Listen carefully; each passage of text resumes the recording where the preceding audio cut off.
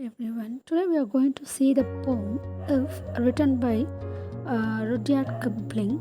So, Rudyard Kipling was born on 30th December 1865 and died on 18th January 1936.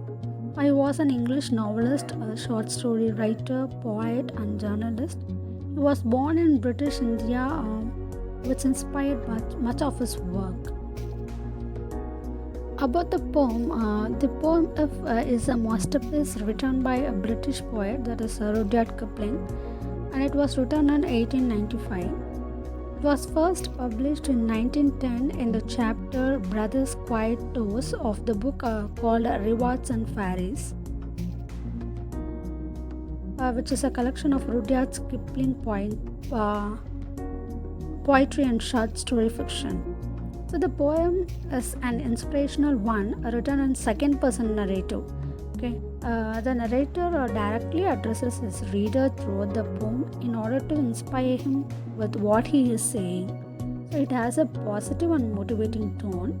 It consists of 4 stanzas, each one having 8 lines, and the poem is written in iambic pentameter. So what the poem is about? So this poem is about a father addressing his son to have faith in himself.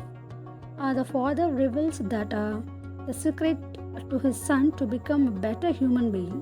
He motivates him to adapt certain traits in order to succeed in life. So the son is told by the father to never give up after failure, but to get up, reunite his soul, and begin his struggle again. So this is all about the poet is discussing to his son. So let's move on to the poem. Now let's get into the poem. So in the first stanza, so if you can keep your head when all about you, or losing theirs and blaming it on you. If you can trust yourself when all men doubt you, but make allowance for their doubting too. If you can wait and not be tired by waiting, or being lied about, don't dwell in lies, or being hated, don't give way to hating, and yet don't look too good nor talk too wise. So in this first stanza, the poem begins with the narrator being a father addressing his son, saying that he should keep calm in the situations of crisis when all the others surrounding are blaming him. So he should trust himself when all the people around him discourage him. Though he has confidence in himself and his decision, he should also listen to the others' opinion of the people who gives him. So he should learn to be patient and not feel irritated by waiting. If someone does any bad to him or speaks lies about him, he should not do bad in return. So if he is hated by people, he should not be hateful in return, but rather he should stay positive. He then advises his son neither to show off to people nor act arrogant, but to stay modest. So this is what the poet explains in the first stanza. Moving on to the second stanza. If you can dream and not make dreams your master, if you can think and not make thoughts your aim, if you can meet with triumph and disaster and treat those 2 impostors just the same, if you can bear to hear the truth you have spoken, twisted by names to make a trap for fools, or watch the things you gave your life to broken, and stoop and build them up with worn out tools. So, in this second stanza, the poet, that means the narrator, continues advising his son that it is good to dream high, have ambitions and goals, but he must not allow his dreams to rule him. He should not lose connection with reality. He feels things about his future and plans for it. He should not just sit and keep thinking. Rather, he needs to act upon the plans. If he achieves success or face failure, he should always treat them equally. He neither should dwell in success if he achieves it or not, should he self-collapse if he faces failure. He must not allow them to distract him because both of them are not long lasting. He must have the courage and patience to listen to the things said by him but are modified by some dishonest men. He needs to be strong enough to see the most important things in his life to be broken, and he must gather the courage to fix them and start trying again. So, this is what he is advising his son in the second stanza. So, moving on to the third stanza.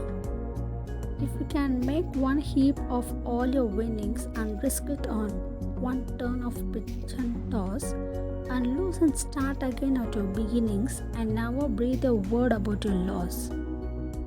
If you can force your heart and nerve and sinew to serve your turn long after they are gone, and so hold on when there is nothing in you except the will which says to them, hold on.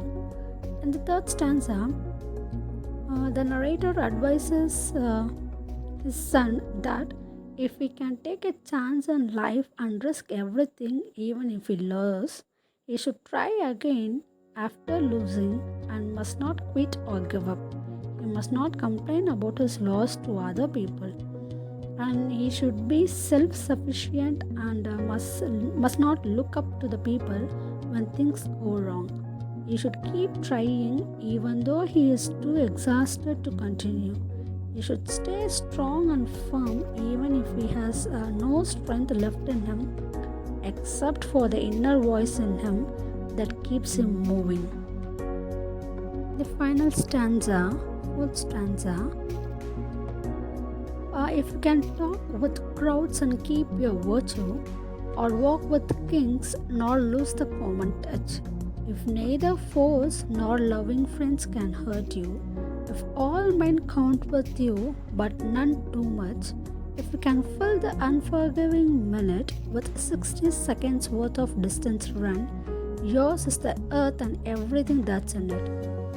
And which is more, you'll be a man, my son.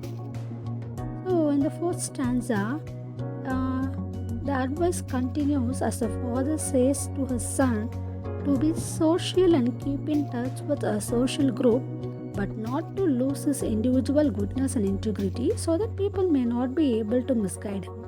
He says that when he becomes successful in life and his status rises, he should not lose connection with his roots and the people where he has come from, because that is his reality. So he advises him not to allow anyone to hurt him, be they friends or enemies. So it may be. He advises him to let people depend on him, but not to take too much advantage of him.